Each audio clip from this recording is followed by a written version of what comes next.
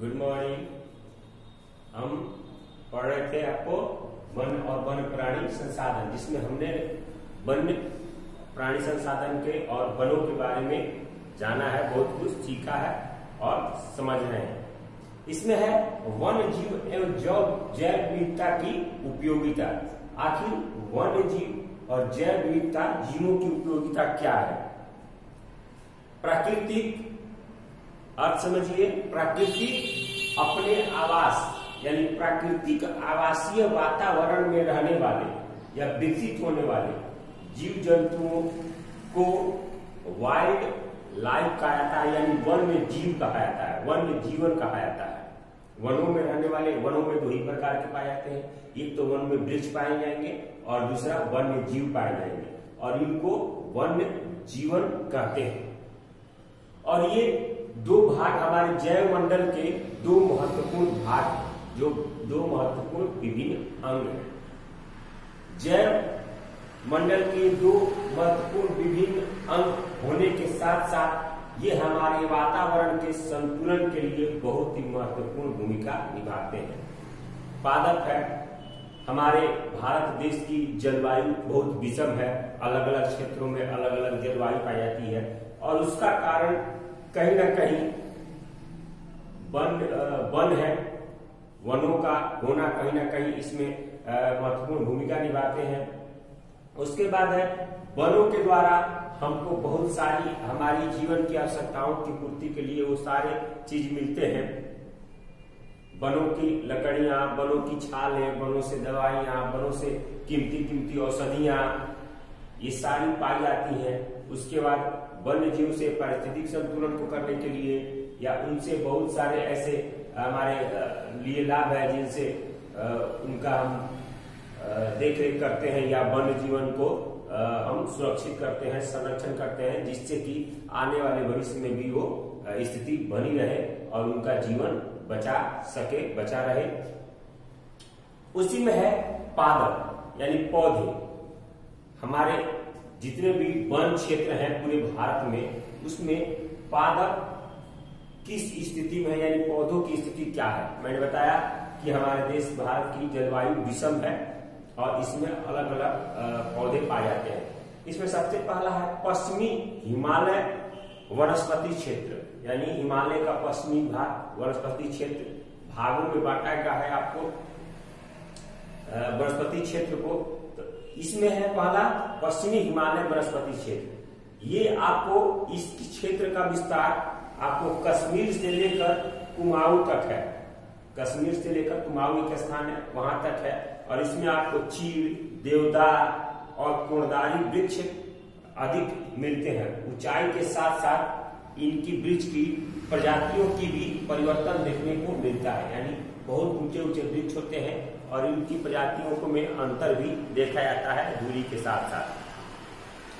दूसरा है पूर्वी हिमालय वनस्पति क्षेत्र। इस क्षेत्र में ओक, छोटी बेल तथा फूलों के सदाबहार वृक्ष आपको पाए जाते हैं। तीसरा है अल्प वनस्पति क्षेत्र, असम वनस्पति क्षेत्र। यह ब्रह्मपुत्र और सुरबा घाटी के बीच का क्षेत्र है, जिसमें आपको बहुत सारे ऐसे औषधीय वृक्ष और सदाबहार वन इस क्षेत्र में पाए जाते हैं।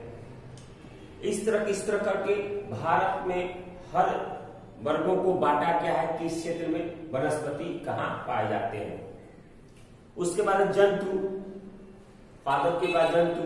भारतीय प्राणी सर्वेक्षण कोलकाता, यानी भारत का एक ऑर्गेनाइजेशन है, एक संस्था है, आपको भारत प्राणी सर्वेक्षण जो कलकत्ता में है, उसके अनुसार हमारे यहाँ 89,451 यानी 89,451 जीवों की प्रजातियां हैं भारत में, यानी इतनी प्रकार की प्रजातियां हैं जीव जंतुओं की भारत में पाई जाती हैं, और इनको अलग अलग वर्गों में रखा जाता है।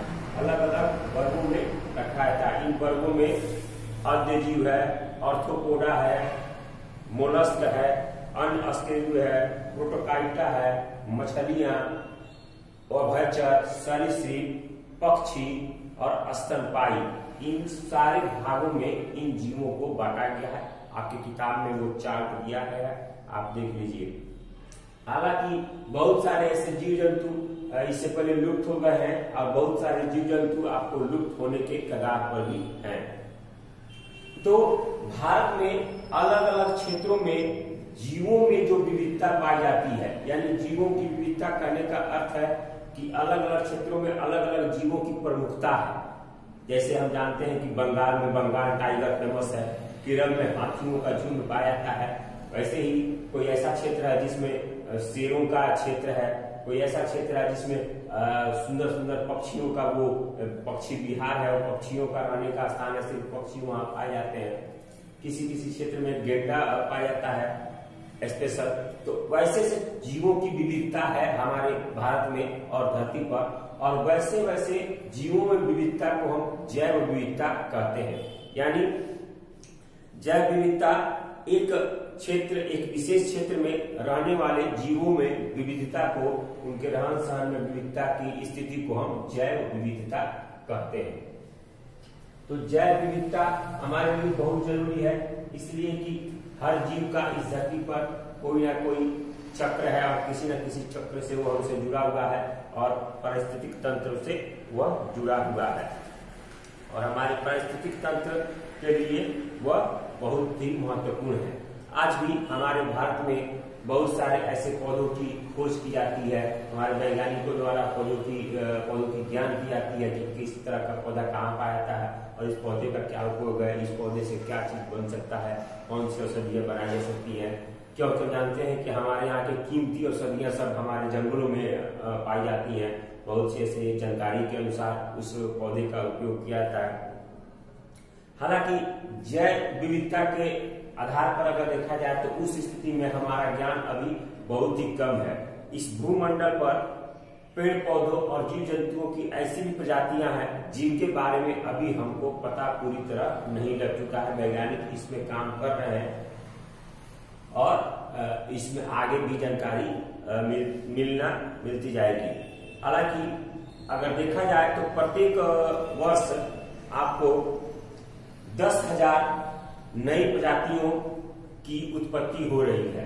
हमारे एक आंकड़े के अनुसार हमारे वैज्ञानिक कर रहे हैं पूरे विश्व की लगभग हर साल एक वर्ष में लगभग 10,000 प्रकार की प्रजातियां विकसित हो रही हैं। और हमारा देश जैविक विविधता में काफी समृद्ध देश है और सबसे समृद्ध जैव विविधता वाला क्षेत्र हमारा पश्चिमी घाट और उत्तर पूर्वी भारत है, जिसमें हमारा बिहार भी आता है।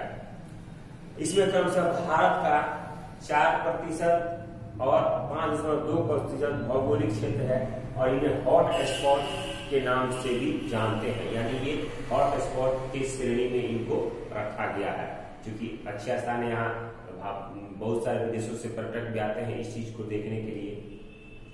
तो ये हमारे भारत का जैव विविधता का क्षेत्र हुआ, जैव विविधता की स्थिति हुई। आज के वीडियो में इतना ही। अगले वीडियो में हम अगले कुछ और भी इसमें बाकी है, कुछ चैप्टर्स, कुछ टॉपिक्स हैं, इसको हम पढ़ के तो हम इसके क्वेश्चन आंसर को देखेंगे। तो अगले वीडियो में हम मिलेंगे। धन्यवाद।